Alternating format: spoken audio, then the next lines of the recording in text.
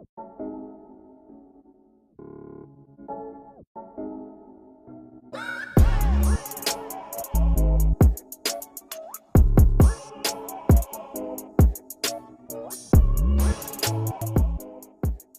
got a special guest with us today on the podcast and here on our YouTube and Facebook page, Alexander Olave, who's going to be coming up with a fight for Strike Off 9 in just, 3 weeks now, man, huh? So when you found out that you had your opponent, Shawn, I think I'm pronouncing this right, Joffe or Joffe?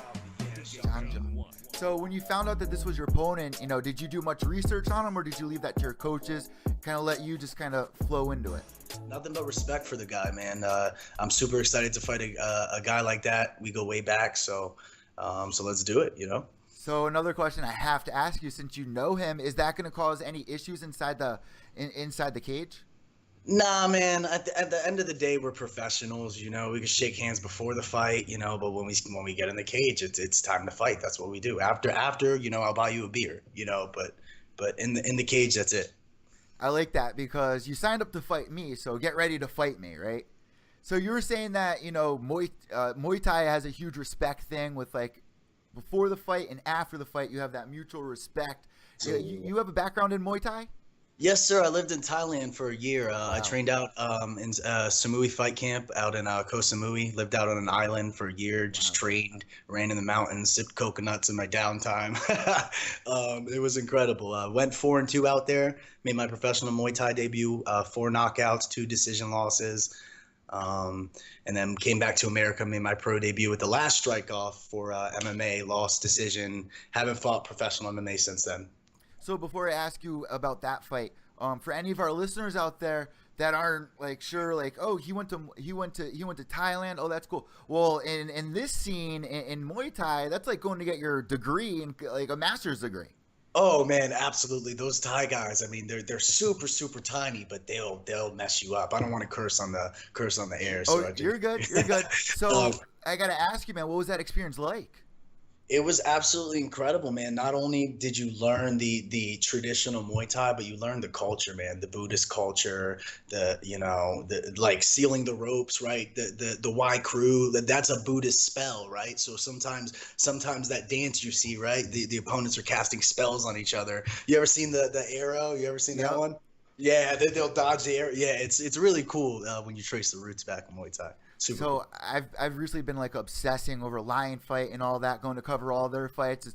I love Muay Thai, especially the mutual respect like we were just talking about here. But when it comes down to fighting somebody, whether you want to or not, you're still gonna have that thing inside you, unless that animal instinct clicks, and that happens in fighting. So for sure. You just got to kind of click that switch on, which you probably will do as you make that walkout, I'm guessing. So let's talk about that last fight that you just had, man. How frustrating was it to go the distance? It was a 5 not round. have it in your favor, especially. Which one? The MMA or Muay Thai? For your MMA debut. My MMA debut, that was frustrating. I made my debut against 2-0 Ricky Saxon. He was a two division college wrestler. Legit dude. I got taken down. I pieced him up. I did more damage, but I just lost points on the takedown. What are you gonna do? Lost the decision. Learned my lesson.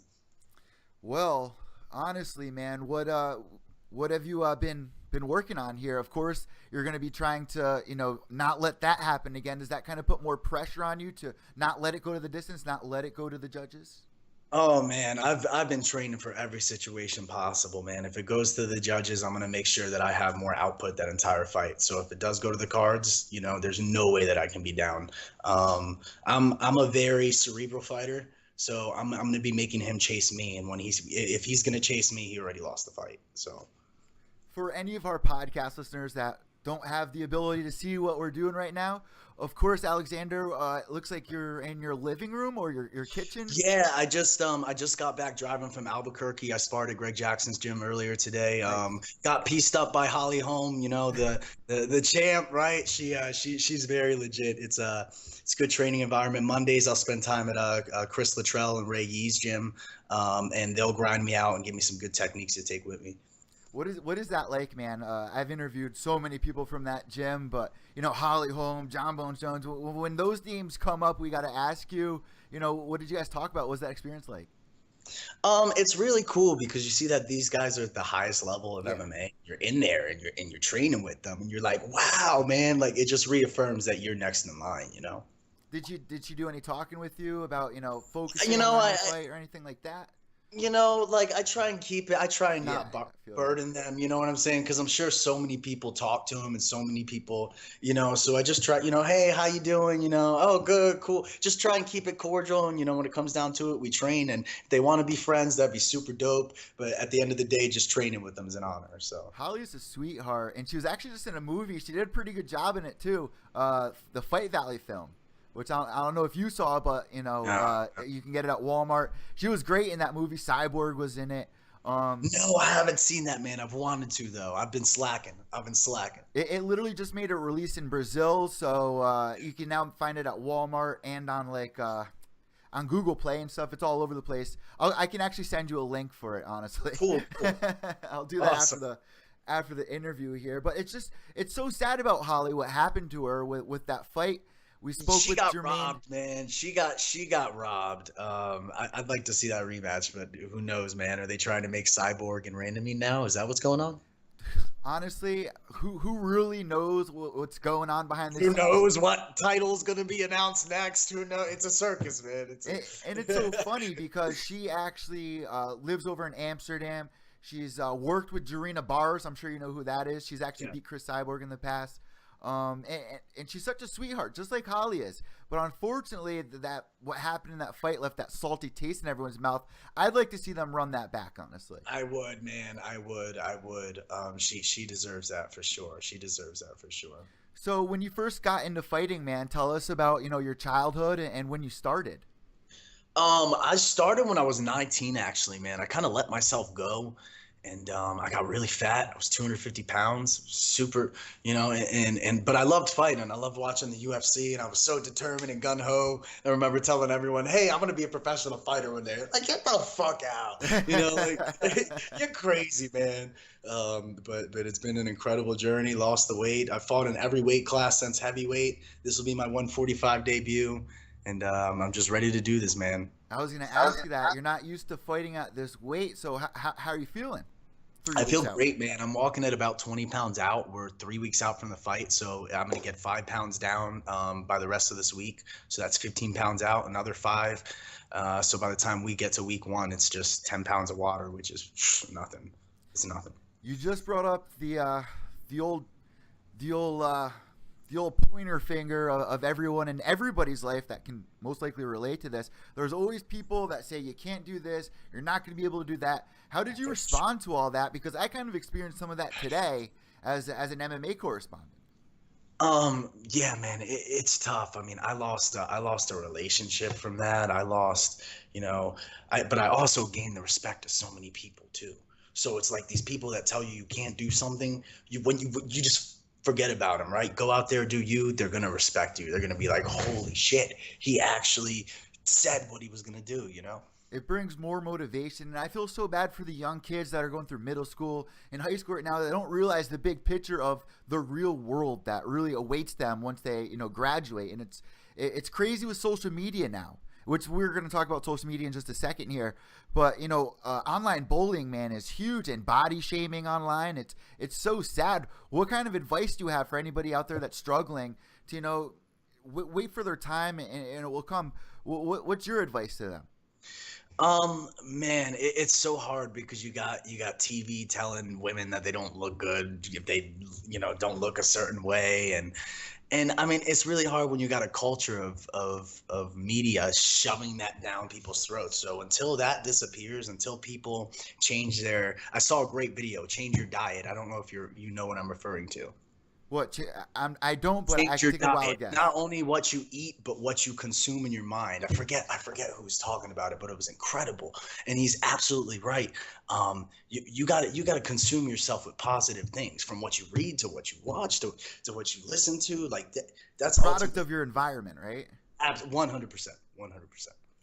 Yeah, man, it's a big thing when you got people that are telling you can't do this, you can't do that. It really kind of sets you back in your place, and then you go online and you see all the people that are making it with fighting, and even some of the fighters, they're on top of their game. They go to practice every day. They're doing all the right things, and there's still people saying, no, you can't win your fight. You can't do this. Look at Conor McGregor. Proves everyone wrong. There's still people doubting that guy. It's so sad, man. You look at Ronda Rousey, she was on top of the world, right? And now everyone's just like, right? And it's so sad. The fans don't appreciate it. The fans never will. At the end of the day, the fighters, that's hard, man. That's hard. I don't even know. I mean, what other fighters out there are ending fights in the first minute the way that she was? I mean, she's better than 95% of the WMMA girls that were out there at the time. So I think the sport's just evolving. I think, there's a new generation of fighters, and you're seeing that with guys like when Yair fought BJ Penn. Yeah. Fucking destroyed him, man. And you're just seeing the different levels and the different generations. So when you were, training this afternoon or anytime, do you see like the younger generation coming up that's a lot younger than us? Absolutely, man. Yeah, there's some killers in there. Mondays where I train at Latrell's gym, Jordan Espinoza, this kid's a killer, man. Andres Quintina, he's at Latrell's gym too. He's a killer. These are up and comers. These are the future generation. Groom out of that gym. The list goes on and on. These guys are killers. They're whooping my ass, and it's just going to help me get better.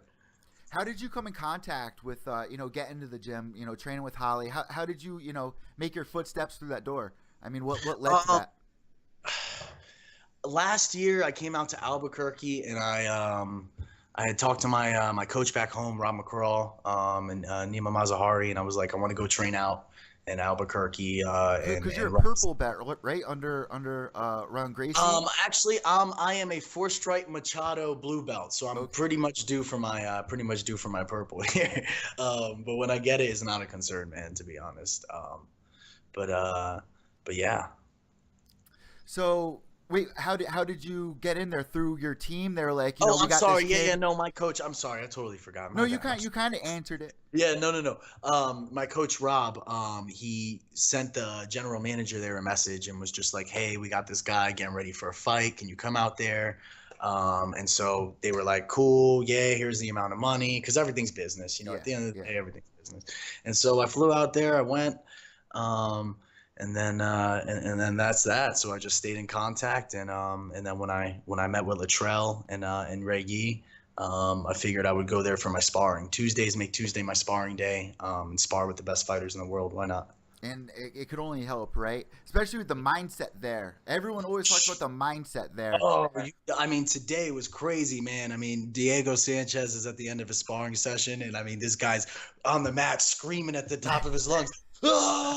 Warrior spirit, and you gotta love it. You gotta love it. Shout out to Lionheart. He just recently changed his nickname from the Nightmare to really? Lionheart. No kidding. Yeah. No. It's real cool to see that, man. Real inspiring. Man, that's totally awesome. So that's the perfect segue into the next thing we're going to talk about here, social media. In this day and age, you need to really run not only your practices and winning inside the cage, but also you got to talk with the people that are kind of behind you, following you, supporting you on social media. First, where can everybody find your Twitter page or Instagram or Facebook? Yeah, everything is going to be under Olave MMA. So at Olave MMA for Instagram, at Olave MMA for Twitter, Alexander Olave on Facebook, OLAVE, V as in Victor. And yeah, find me on Facebook, Twitter, Instagram, YouTube. Check out my fight highlights on YouTube. Alexander Olave, once again, OLAV as in Victor E. That's both your Muay Thai and MMA, I'm guessing, right? Both my Muay Thai and MMA, yes, sir. All right, awesome. So tell us, this day and age, social media is a huge part of where this sport really is heading, whether there are people out there that are getting mad at me saying it, or there's people that totally agree. I mean, where do you stand on this? And how do you manage your social media life? I think social media is almost a platform to help nobodies. I mean, like even from the musicians back in the day, like Justin Bieber, who got signed with Usher. Yeah, I hate to use Bieber as a reference, but he's the reference. Yeah, I mean, so you get guys who have these super cool highlight finish knockouts. They're on YouTube. It catches Dana White's attention, ding, and that's all you need, man. That's all you need to just turn one head.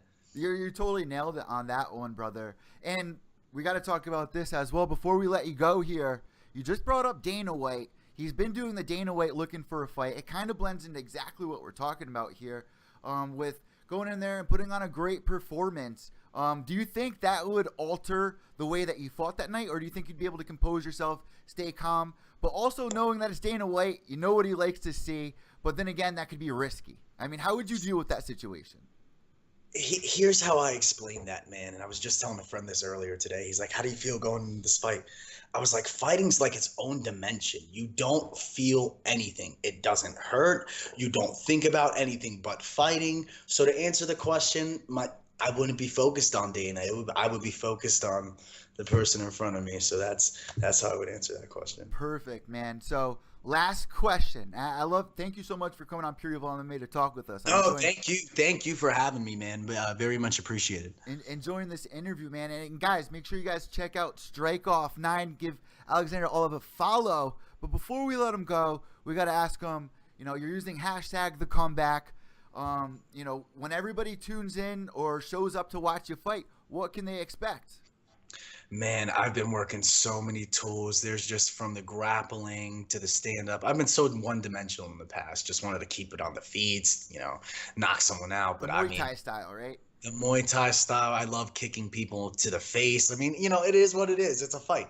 So I'm really cool out the ring, but in the ring, I want to kick you in the face. But my wrestling feels great. My jiu-jitsu feels great. I'm ready to go wherever it is. I'm just ready to fight at this point. I love it, man, and I can't wait. We're just 3 weeks out now, April 8th, and you're making your debut at 145 pounds. We want to wish you the best of luck with your weight cut because we know, that could be dangerous. So luckily, you're feeling good right now. So what we like to do at this point in our interviews, I hand the imaginary microphone over to you. If you have any sponsors, shout-outs, anything, absolutely, the floor is all yours. Yes, sir. I'd like to give a shout out to a couple of my sponsors, actually. Core City CrossFit out of Carlsbad, New Mexico. They've been helping me with my conditioning, pushing me, man, just making me a machine, pushing me to my limits, breaking me. It's intense, and I couldn't do it without them. Also, Latrell MMA, they've really helped me with this fight. They've taken my game to another level. I'm super, super thankful to have the coaches there in my corner, the teammates there in my corner. Also, the Art of Shadow and Light Photography. If you've seen some of the shots, man, some of the shots that I sent you, they're super sick. They're super sick. Savage Fight Company, Savage Fight Clothing Company. Check out their materials. Go online, savagefightcompany.com. That's it for sponsors, man. That's it. All my fans, all my supporters, thank you guys so much. I couldn't do this without you. You guys are freaking amazing. I love you guys. Thank you. Thank you so much. And thank you, brother. And thank you for having me on the show. Of course, man. Of course. A lot of thank you there. For our listeners at the podcast, I definitely want you guys to all go check out Alexander Olave's Facebook and also some of the pictures that we posted up here on our page that he just sent us because they're absolutely amazing. We're looking forward to this fight. We've talked to a couple fighters that are on this card, so we're looking forward to it, man. And best of skill come April 8th. Yes, sir. Thank you very much, man.